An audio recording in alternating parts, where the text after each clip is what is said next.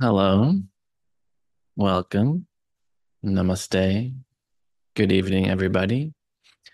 Thank you to those of you joining me in the room, those of you joining me on Zoom, and those of you listening to the recording afterward. This is a little Dharma talk that I like to call Living from the Heart, all about this 18-inch spiritual journey, which can sometimes take many lifetimes, simply to travel from the head to the heart. I like to begin with a poem of my own as a lead-in to this week's topic, finish with another short meditation, and have some time at the end for question and answer. The title of today's talk is Let the Burning Flame of Love Set Your Life on Fire, Part 2. So last week was Part 1, and if you weren't there, don't worry. We'll begin with a small review. Because we are here to discuss, to think about, to inquire the role of the fire element, the role of tapas in our life. And this week's poem is called May Your Vision Become Clear. May these words be the flashlight that illuminates your inner voice of love. May these sentences become granite, alive and rising to meet the will behind your naked eyes. May you fold them like chocolate chips into the batter of your heart to find sweetness in everything. May they become the wind that lifts your chin up and sharpens your beautiful gaze. May you be blessed so that you too can bless. May the fires of passion fuel your journey onward and upward. May your relative journey become absolute. May joy upwell inside you. May good fortune reign upon you. May sickness never disturb you. May Mother Earth support you. May Father Sky inspire you. May you realize your hidden perfection. May you release all desire to change. May beautiful wash over your smile. May your prayers be answered. May you be happy, healthy, and accepting of all that you seem as you realize all that you are. May the Buddha enlighten you. May Jesus save you. May Mohammed bless you. May the sun always shine on you. May disease turn to ease, illness to wellness, hatred to kindness, ignorance to wisdom, chaos to harmony, depression to joy, and anxiety to contentment. May you touch and be touched. May you love, love, and love. May you help others. May these blessings reign over you. May any love waiting to arise, arise. May all love that has risen increase more and more.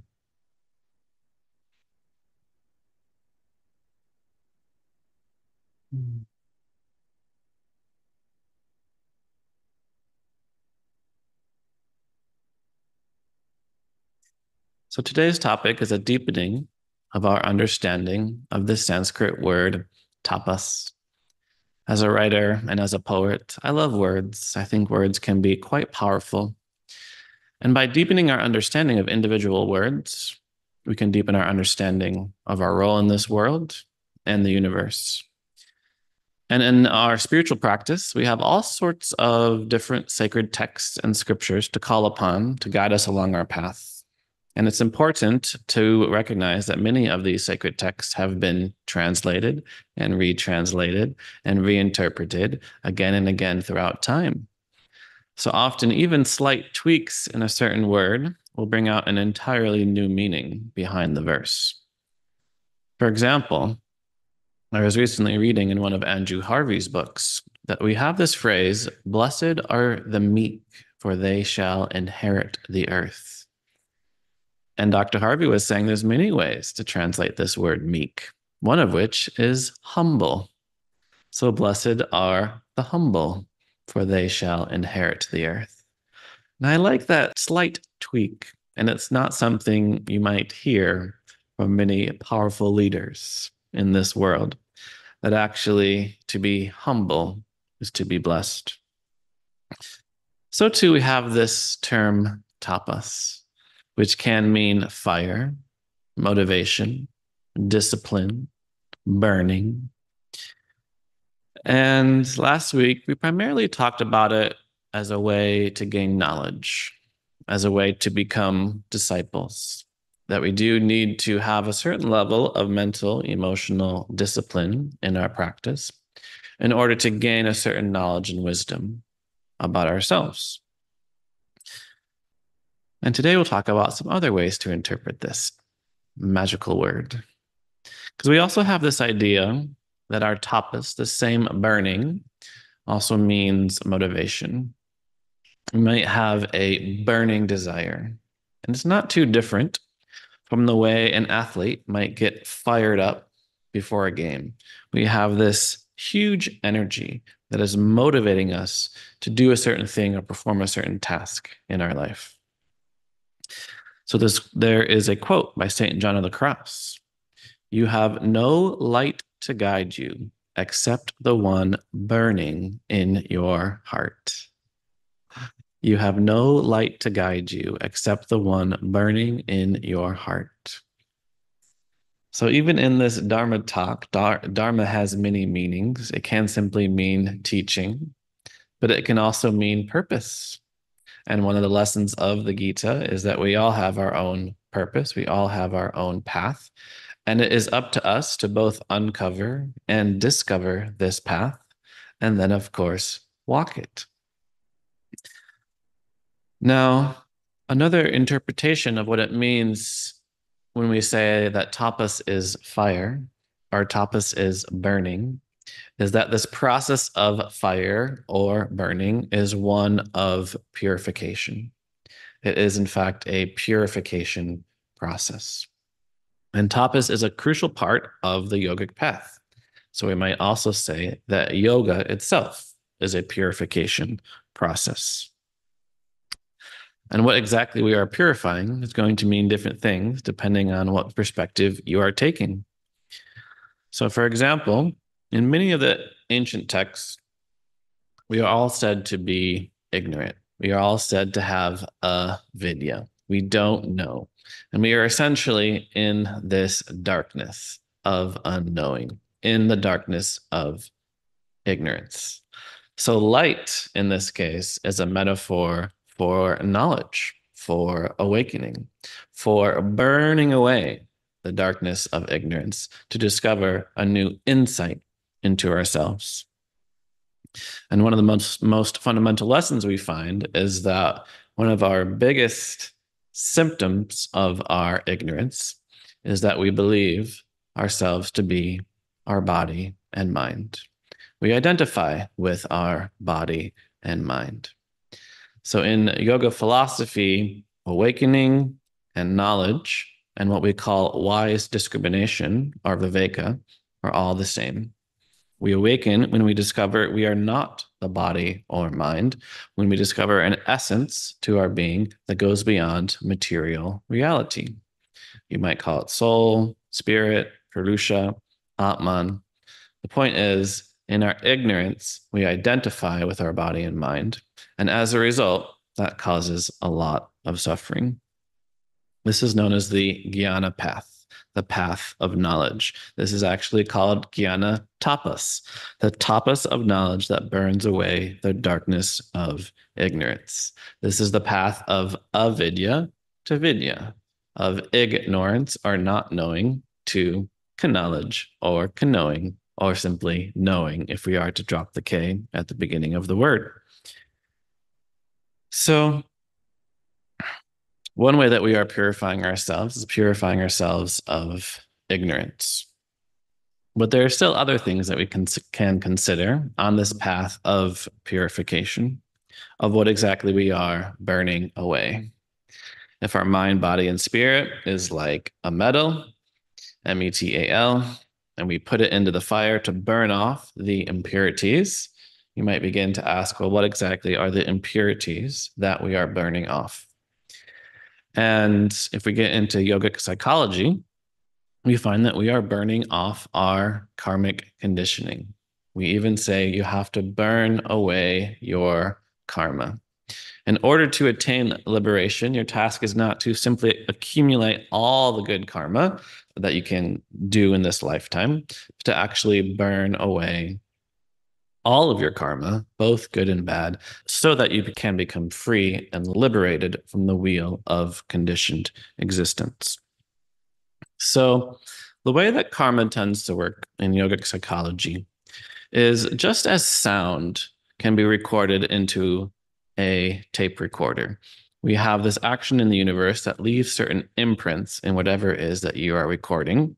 So too, our actions in this life leave imprints in the mind. And we call those imprints samskaras.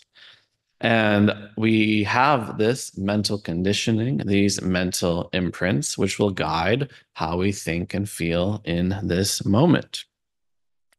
So our task is actually to burn away these samskaras. And it's not dissimilar to when you are driving very fast in a car and you suddenly slam on the brakes. In the process of the friction of the brakes against the momentum of the car, the brakes themselves will generate a lot of heat. So, too, as we begin to slow down the body, mind, and our general habitual way of doing things, this will also generate a certain level of heat, a certain level of tapas. So, one of the first things that we do on retreat is slow down. This is why walking meditation and eating meditation are such powerful practices and challenging practices for many people, because the act of slowing down will burn away the impurities and the karmic conditioning that is always telling us to keep going and to move on from one thing to the next and the next and the next. We are conditioned in this society to always be rushing from one thing to the next and the next. So simply sitting down and noticing your breath as it flows in and out, and not checking your email, and not turning on the television, and not distracting yourself by going to the refrigerator, this will burn away your karma.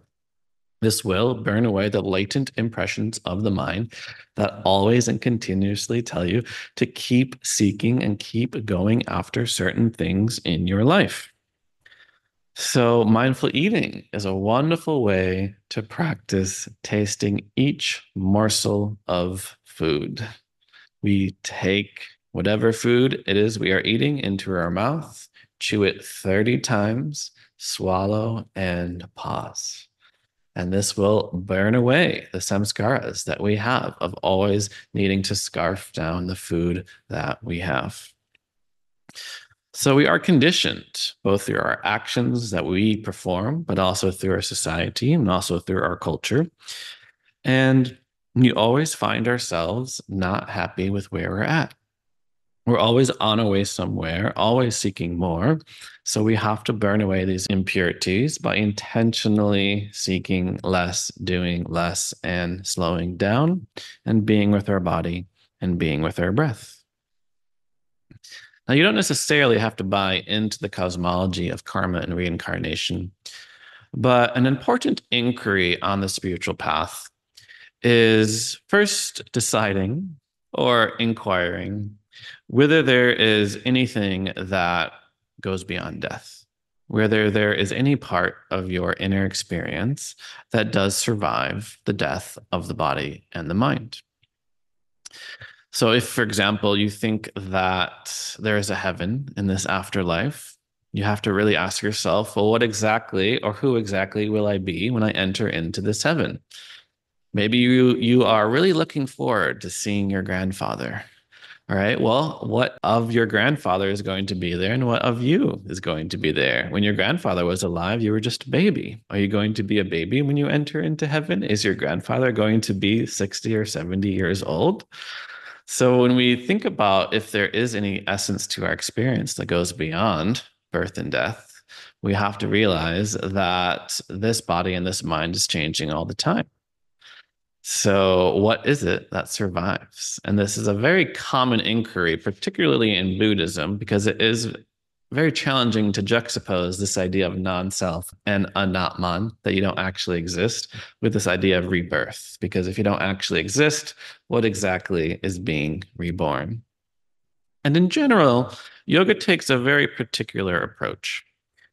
It basically says that your latent impressions of the mind, or your mental state, or your subtle body, is another way of thinking about it, is what continues on. In other words, all the mental patterns and conditionings that you're cultivating in this life is what propels you into the next life.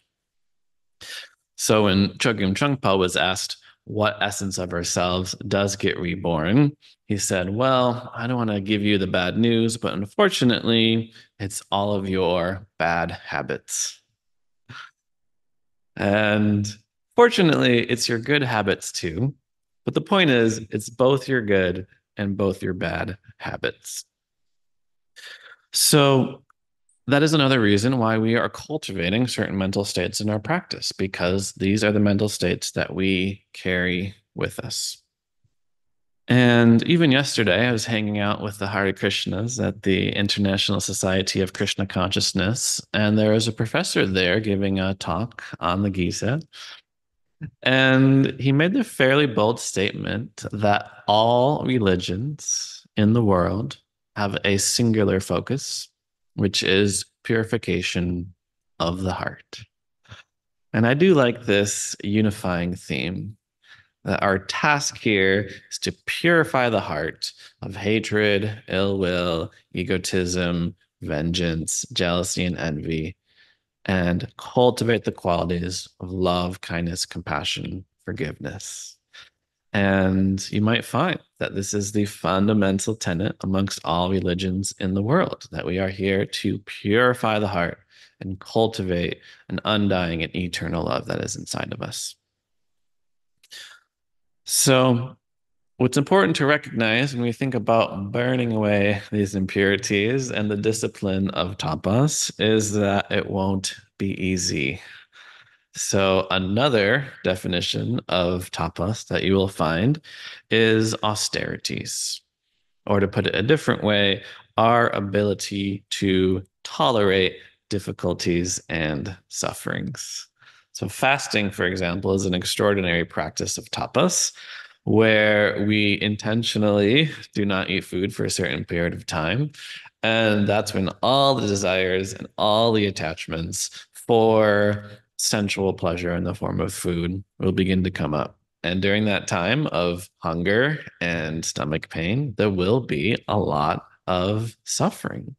And your ability to stick with it is going to propel you along the spiritual path. So, even in yoga, ever since the beginning of the path, an ability to tolerate sufferings has been key. So even when Alexander the Great visited ancient India 2,000 years ago, he came across these very strange individuals in the middle of the afternoon, bare naked, standing on one leg in what many people today would interpret to be tree pose, with their arms above their head, looking up and bathing in the hot Punjabi sun. This is one of the earliest yoga practices that we have record of, standing on one leg for long periods of time in heat itself. And this is a story of tapas, and we have feats throughout history of human beings undergoing intense physical austerities, whether it's hot or cold, whether it's hunger or thirst, whether it's sitting in a cave and meditating for very long periods of time. Our path is going to require a lot of discipline and a lot of tapas. So there's a very similar story of a professor at a university, and he had gotten his PhD in yogic studies, and he wanted to go learn from the yogis out in the forest. So he went down into the forest where he found all the forest dwellers and the sannyasins on their spiritual path. And he found a large group of yogis lying on rocks, gazing up at the sun, again on a very hot day. And he went up to them and he says, "Can you teach me the truth of yoga?"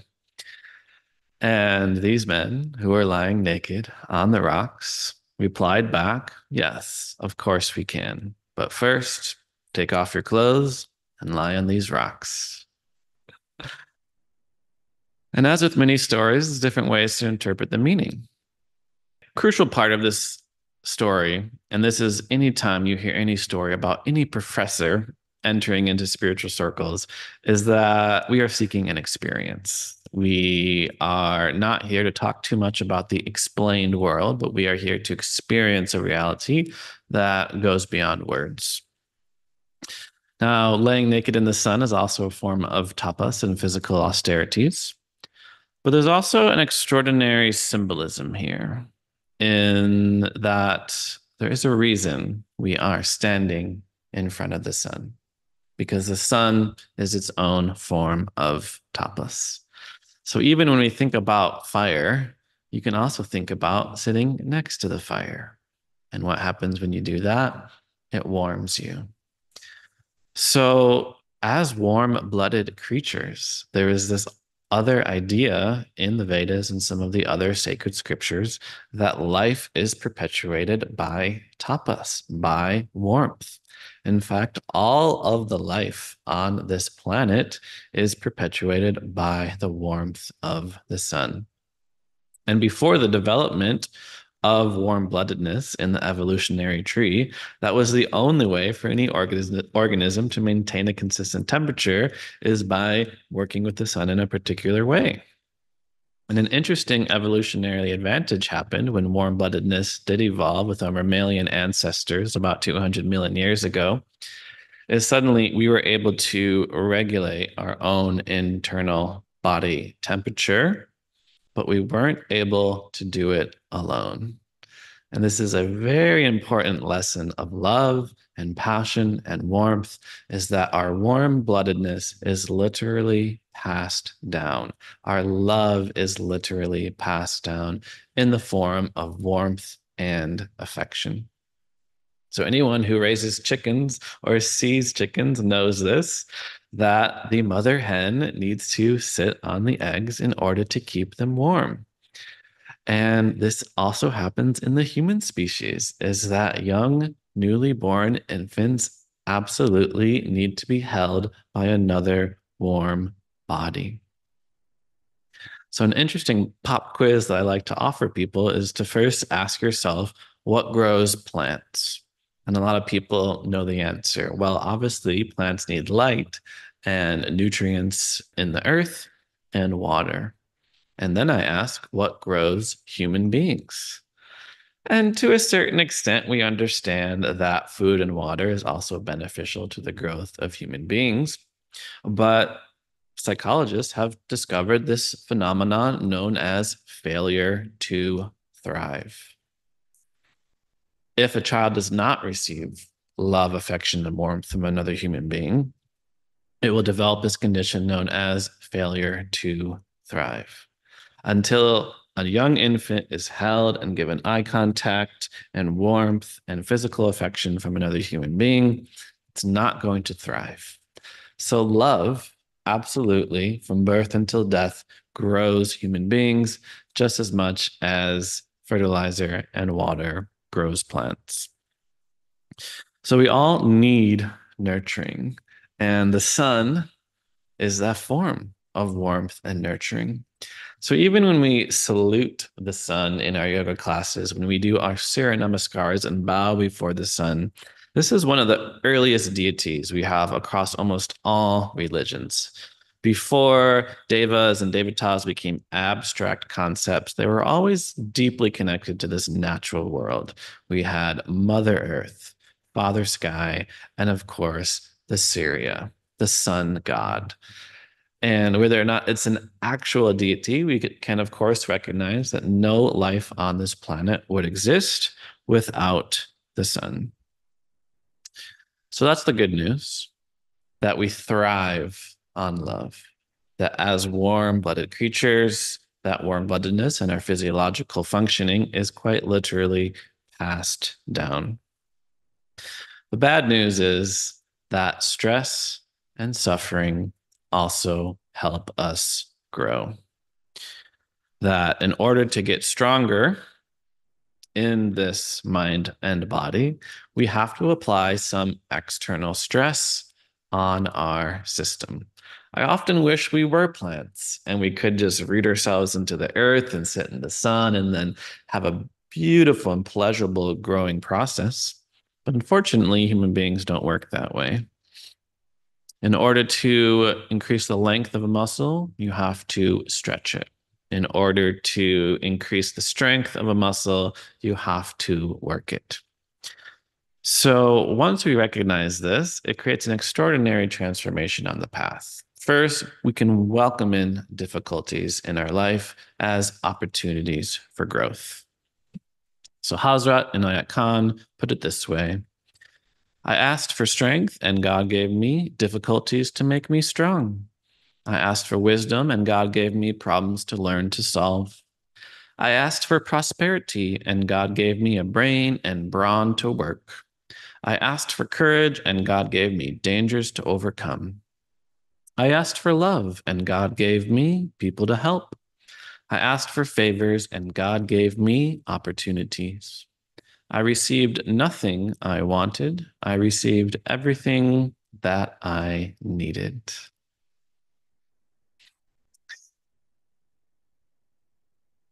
So, this is another understanding of tapas that we can take.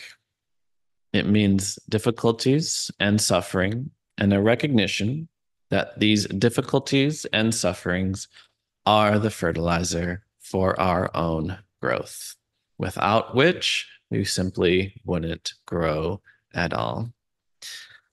But Mother Teresa also says, I know God will not give me anything I can't handle. I just wish that He didn't trust me so much. So we have to apply a certain stress on the system in order to grow. That is why we are slowing down the process of our life by slowing down the breath, by eating slowly and walking mindfully. And there will be some internal friction and internal challenges that will arise, and we can welcome those in. Can't tell you how many times I've heard from one of my students that they are a bad meditator because they think that meditation means just sitting down, straightening the spine, and experiencing nothing but peace, love, and bliss.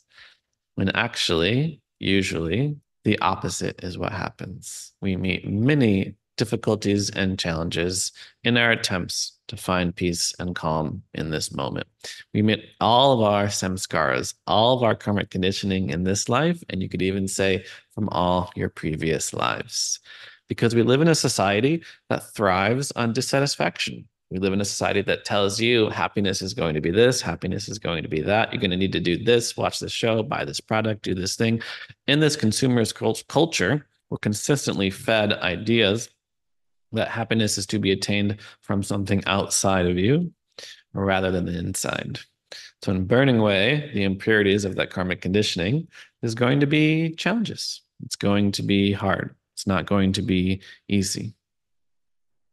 So St. John of the Cross put it this way: people then should live with great patience and constancy in all the tribulations and trials God places on them, whether they be exterior or interior, spiritual or bodily, great or small, and they should accept them all as from God's hand as a good remedy and not flee from them, for they bring health.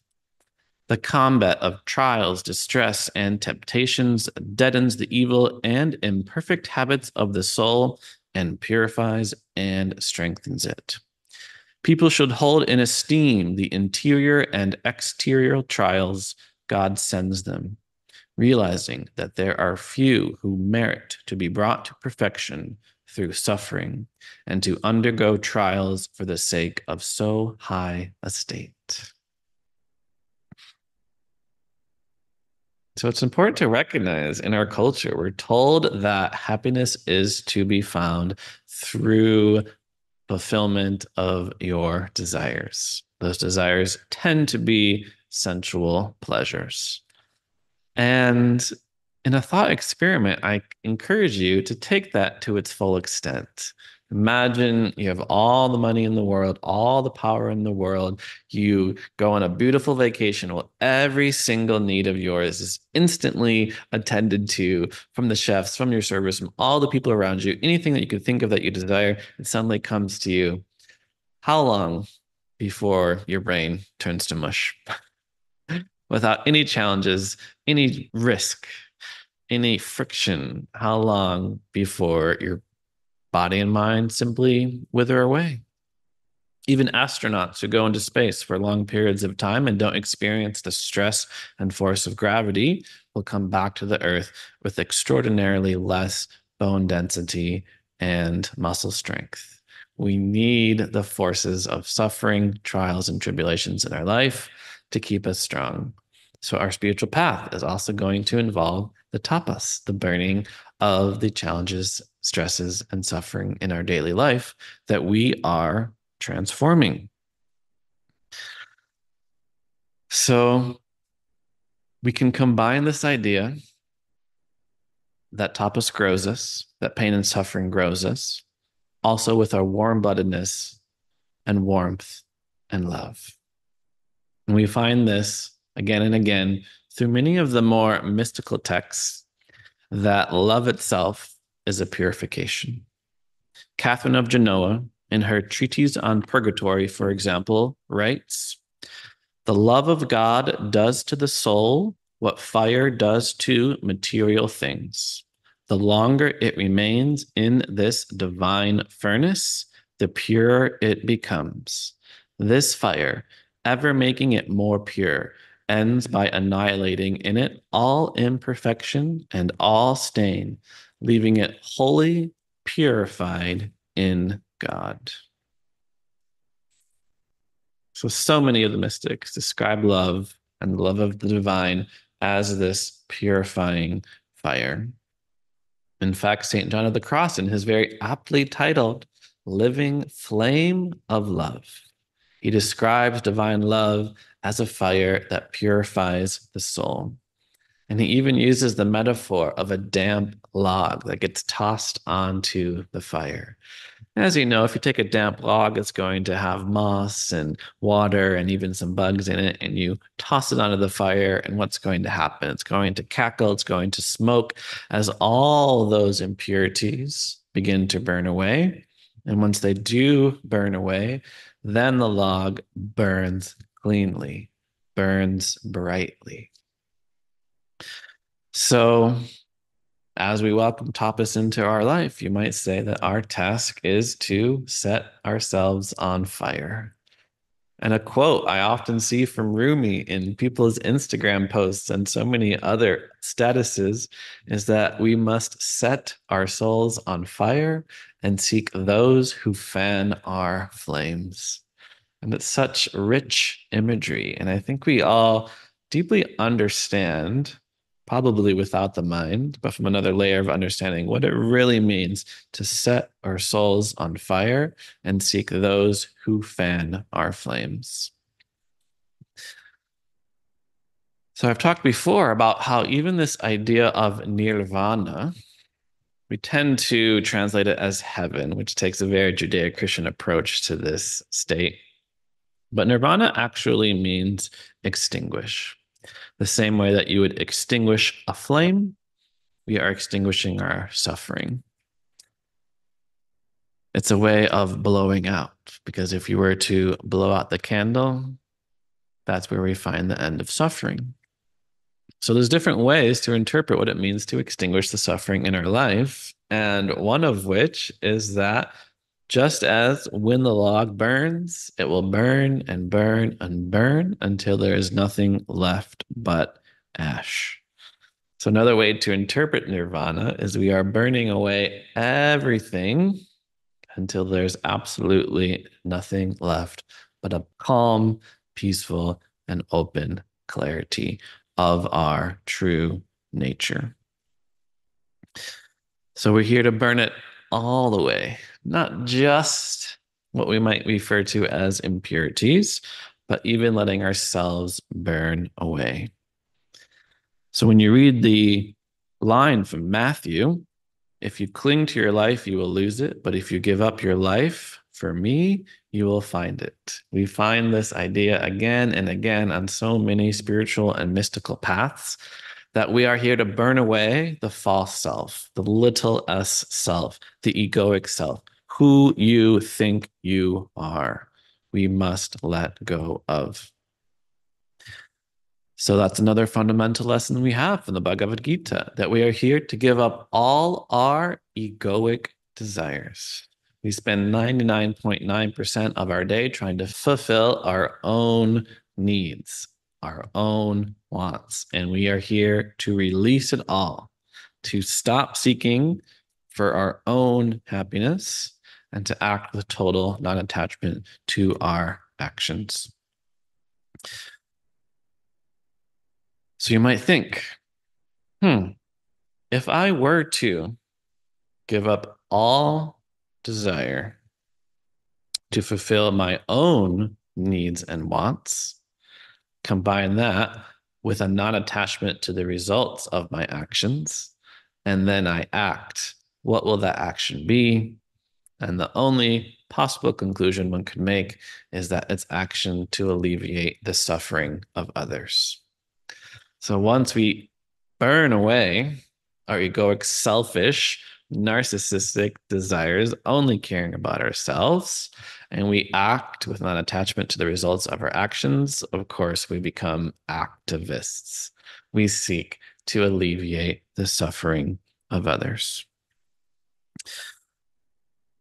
So we are here to fully and completely transform ourselves. There's a story of a middle-aged man who goes into a car accident and he reaches the gates of heaven and he says, "No, I'm not ready yet. Please, God, just give me one more chance. I'll come back to earth and I'll do so much good. I'll completely transform myself." So God says, "Okay, I'll give you one more chance." And when this man returns to earth, he goes to transforming himself. He practices yoga. He gains strength and flexibility and loses 100 pounds in the process. He shaves his head to release all attachment to earthly desires. He starts working for the benefit of others. And then one day he's crossing the street and he gets hit by a bus again. And he goes to God. He says, "God, what gives?" And he goes, "Oh, wow. To be honest, Tim, I didn't even recognize you.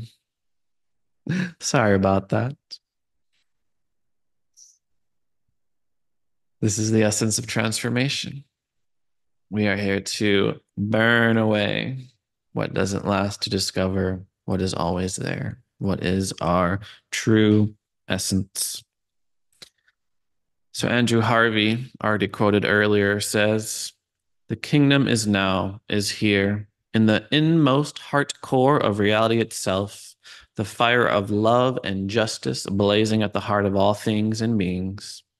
An extraordinary, demanding transformation is needed to create the fully Christed self.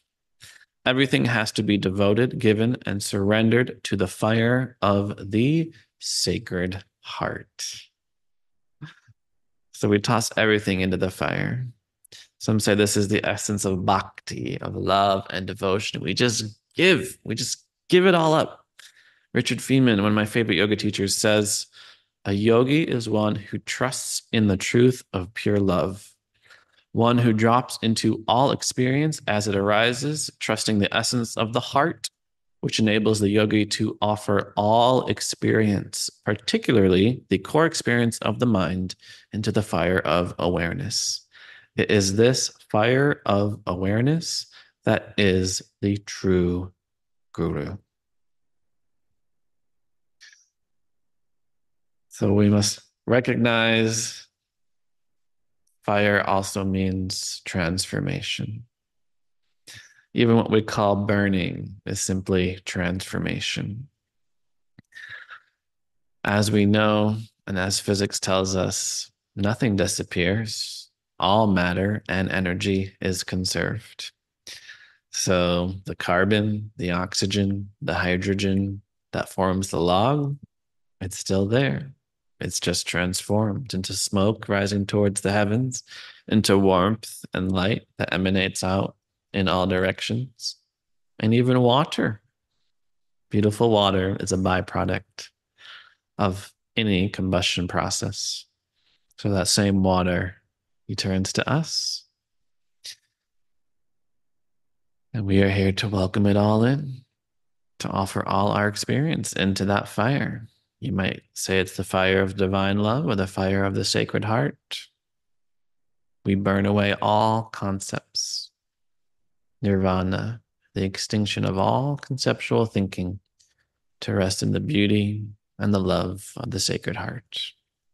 It's all right here. The kingdom of God is here. The pure land of the Buddha is here. Our hearts are here, simply waiting for us to finally burn away all that is armoring them, all that covers them, and rest in the divinity and light of the sacred heart. So with that, let's do one final check-in. Straightening the spine, relaxing the shoulders, closing the eyes or keeping them slightly open, checking in once again. What is a light inside of you? What is burning inside of you? What is true, lasting, and permanent inside of you? What goes beyond the body, sense, and mind? And what past patternings, conditionings no longer serve that we must offer into the fire? What armor around the heart? What rigid conceptualizations, beliefs, and opinions in the mind need to soften and melt away?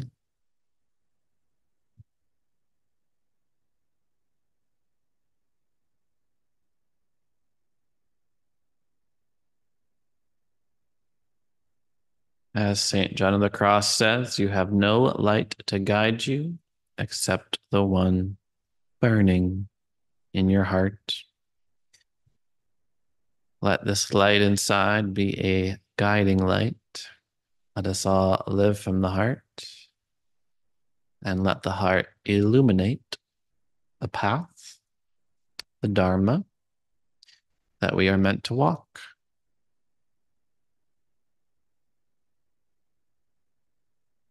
And I thank you for sharing your practice and presence with me today. Namaste.